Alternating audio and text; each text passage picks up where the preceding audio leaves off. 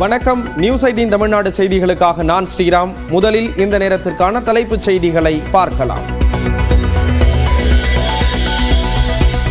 தெலுங்கு மக்கள் தொடர்பாக நடிகை கஸ்தூரி பேசிய வழக்கில் முன்பிணை தர அரசு எதிர்ப்பு. பழமொழி பேசும் மக்கள் வாழும் இடத்தில் இவ்வாறு பேசக்கூடாது என உயர்நீதிமன்ற கிளையில் வாதம்.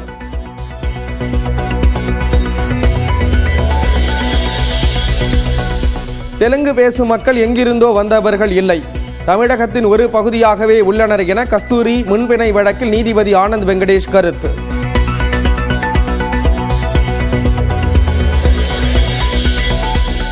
இலங்கை கடற்படையால் சிறைபிடிக்கப்பட்ட அனைத்து மீனவர்களையும் படகுகளையும் விடுவிக்க வேண்டும்.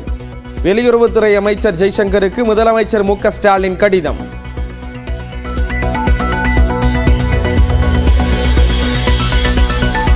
காஞ்சிபுரம், ராணிப்பேட்டை, விழுப்புரம் உள்ளிட்ட 10 மாவட்டங்களில் இன்று கனமழைக்கு வாய்ப்பு. சென்னை, செங்கல்பட்டு, திருவள்ளூர் உள்ளிட்ட மாவட்டங்களில் 3 நாட்களுக்கு கனமழை நீடிக்கும் என கணிப்பு.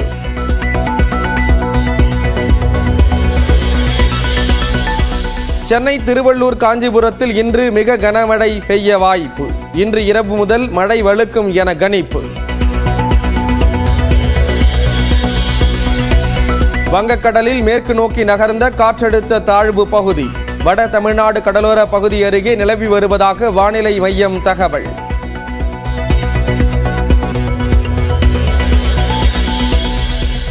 வட தமிழகத்தை நோக்கி நகரும் காற்றழுத்த தாழ்வு பகுதி வலுவடையாது. சென்னை மக்கள் அச்சப்பட தேவையில்லை என தென்மண்டல வானிலை மைய தலைவர் பாலச்சந்திரன் விளக்கம்.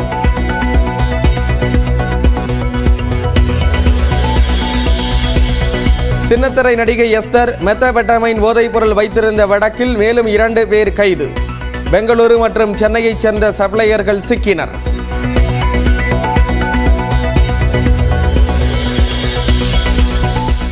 அம்பத்தூர் தொழிற்பேட்டையில் உள்ள அடையார் ஆனந்த பவன் உணவு தயாரிக்கும் ஆலையில் பயங்கர தீ விபத்து.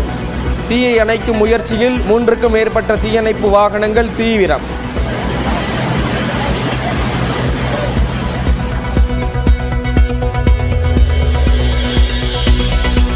திருவாரூரில் ரோட் ரோலர் சக்கரம் கடன்று ஓடியதால் அதிர்ச்சி. சாலையில் சென்ற அரசு பேருந்து மீது மோதி விபத்து.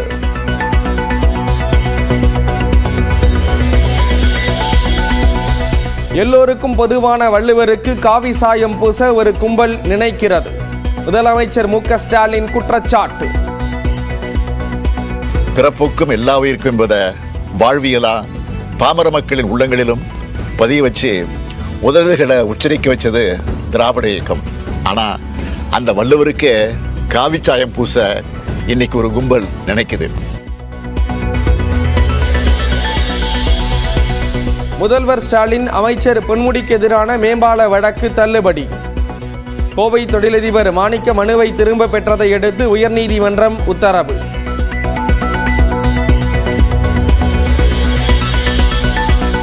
தஞ்சை மாவட்டம் மரத்தநாட்டில் உள்ள அரசு பள்ளியில் மாணவர்கள் வாயில் டேப் ஒட்டிய விவகாரம். தன் மீதான காழ்ப்புணர்ச்சியில் புகார் என தலைமை ஆசிரியை விளக்கம்.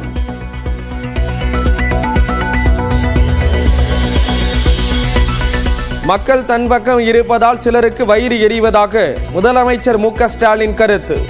பண்பாடு இல்லாதவர் போல பேசும் எதிர்க்கட்சி தலைவருடன் சட்டப்பேரவையில் விவாதித்ததை எண்ணி வேதனைப்படுவதாக தொண்டர்களுக்கு கடிதம்.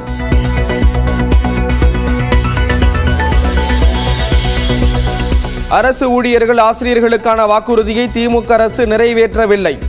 மொட்டை காகித அறிக்கையை வெளியிட்டுள்ளதாக எடப்பாடி பழனிசாமி குற்றச்சாட்டு.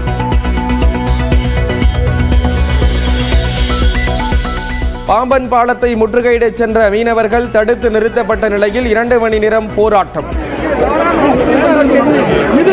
மாநில சர்க்கார் ஒரு கடிதம் கூட மத்திய அரசு இலங்கை அரசு அனுப்பல. மீனவர்களை இலங்கை கடற்படை சிறைபிடிப்பதற்கு கண்டனம். இந்திய பங்குச் சந்தைகள் கடும் வீழ்ச்சி. வங்கிகள் மற்றும் வாகன நிறுவனங்களில் பங்குகள் கடும் சரிவு.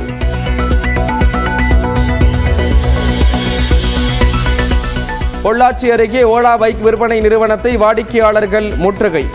அடிக்கடி பழுது ஏற்பட்டு பாதியிலேயே நிற்பதாக குற்றச்சாட்டு. சென்னை, செங்கல்பட்டு, திருவள்ளூர் மாவட்டங்களில் இன்று மிக கனமழை பெய்ய வாய்ப்பு இருப்பதாக வானிலை மையம் தெரிவித்திருக்கிறது. தென்மேற்கு வங்கக்கடலில் உருவான காற்றழுத்த தாழ்வு பகுதி வட தமிழ்நாடு மற்றும் அதனை ஒட்டிய தெற்கு ஆந்திர கடலோர பகுதிகளில் நிலவுவதாக வானிலை மையம் கூறியுள்ளது. இதன் காரணமாக கடலோர தமிழ்நாடு, உள் தமிழ்நாடு, புதுவை மற்றும் காரைக்காலில் இன்று இடி மின்னலுடன் மிதமான மழை பெய்யலாம் என்று தெரிவிக்கப்பட்டுள்ளது. சென்னை, செங்கல்பட்டு, திருவள்ளூர் மாவட்டங்களில் இன்று மிக கனமழை பெய்ய வாய்ப்பு உள்ளது. காஞ்சிபுரம், ராணிப்பேட்டை, விழுப்புரம், கடலூர், மயிலாடுதுறை, நாகப்பட்டினம் மாவட்டங்களில் கனமழை பெய்யலாம் என்றும் கணிக்கப்பட்டுள்ளது. தஞ்சாவூர், திருவாரூர், அரியலூர், பெரம்பலூர், புதுச்சேரி மற்றும் காரைக்காலிலும் இன்று கனமழை பெய்யலாம் என்று கூறப்பட்டுள்ளது.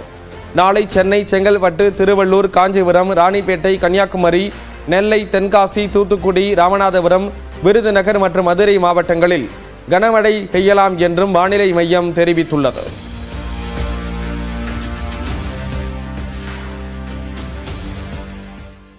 காற்றழுத்த தாழ்வு பகுதி வலுவடையாது என்றும் சென்னை மக்கள் அச்சப்பட தேவையில்லை என்றும் வானிலை ஆய்வு மைய தென்மண்டல தலைவர் பாலச்சந்திரன் தெரிவித்திருக்கிறார்.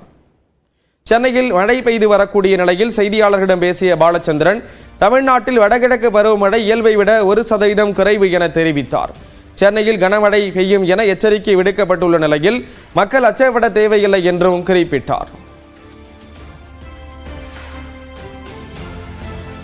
கனமழை பொறுத்தவரையில் அடுத்து வரும் 24 மணி நேரத்திற்கு சென்னை, திருவள்ளூர், செங்கல்பட்டு மாவட்டங்களில் ஓரிடங்களில் கன முதல் மிக கனமழையும், டெல்டா மாவட்டங்கள் புதுவை, கடலூர், விழுப்புரம் ஆகிய மாவட்டங்களில் ஓரிரு இடங்களில் கனமழை பெய்யக்கூடும்.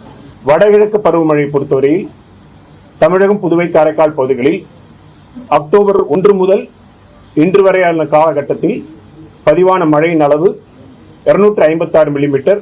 இந்த காலகட்டத்தின் இயல்பு அளவு 259 மில்லிமீட்டர். இது இயல்பை விட 1% குறைவு. வாய்ப்பு எதுவும் கிடையாது. இது ஏற்கனவே கடற்கரை அருகில் தான் இருக்கு. இது வீக் ஃபீபிள் சிஸ்டம் தான். மெதுவாக நடந்து நம்ம பகுதி கடந்து செல்லும்.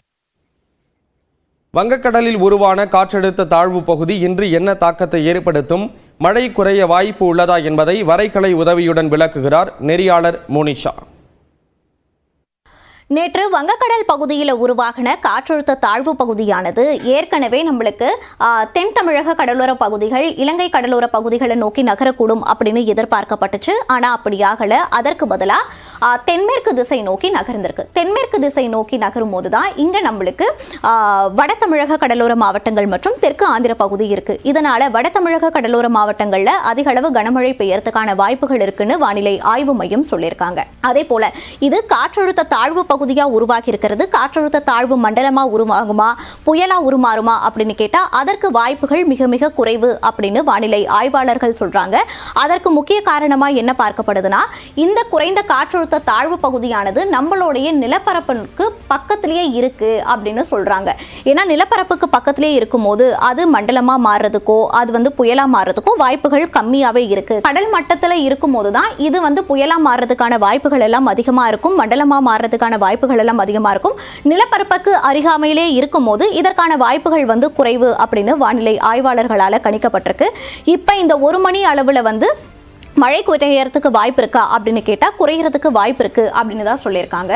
இந்திய வானிலை ஆய்வு மையம் நம்மளுக்கு ஆரஞ்சு அலர்ட் விடுத்திருக்காங்க. எங்கெங்கன்னு பார்த்தீங்கன்னா வட தமிழக கடலோர மாவட்டங்களில் தான் ஆரஞ்சு அலர்ட் விடுத்திருக்காங்க. அதாவது கேடிசிசி ஜோன் அப்படின்னு சொல்லக்கூடிய காஞ்சிபுரம், திருவள்ளூர், செங்கல்பட்டு, சென்னை ஆகிய டிஸ்ட்ரிக்ட்களுக்கு இப்போ அவங்க ஆரஞ்சு அலர்ட் ஆனது விடுக்கப்பட்டிருக்கு. கூடுதலாக ராணிப்பேட்டை மாவட்டத்துக்கும் ஆரஞ்சு அலர்ட் ஆனது இப்போ விடுக்கப்பட்டிருக்கு. அதே போல நம்மளுக்கு இப்போ இந்த காற்றழுத்த தாழ்வு பகுதியானது இங்க தென்மேற்கு திசை நோக்கி இங்கு நிலை கொண்டிருக்கிறதுனால தெற்கு ஆந்திர கடலோர பகுதிகளுக்கும் இந்த மஞ்சள் எச்சரிக்கையானது இப்போ விடுக்கப்பட்டிருக்கு. அது மட்டும் இல்லாம இந்த 1 மணி வாக்குல நம்மளுக்கு தென் சென்னை பகுதிகள், அதாவது OMR சாலை உள்ளிட்ட பகுதிகளில் மழை படிப்படியா குறையும் அப்படின்னு சொல்லியிருக்காங்க. இது 1 மணி நிலவரத்துப்படி தான். எப்பவுமே வடகிழக்கு பருவமழையானது இரவு நேரங்களில் தீவிரமா இருக்கும் அப்படின்ற பட்சத்துல இரவுல இருந்து நாளை அதிகாலை வரைக்கும் கனமழைக்கான வாய்ப்புகள் இருக்கும் அப்படின்னு வானிலை ஆய்வாளர்களுடைய கணிப்பா இருக்கு.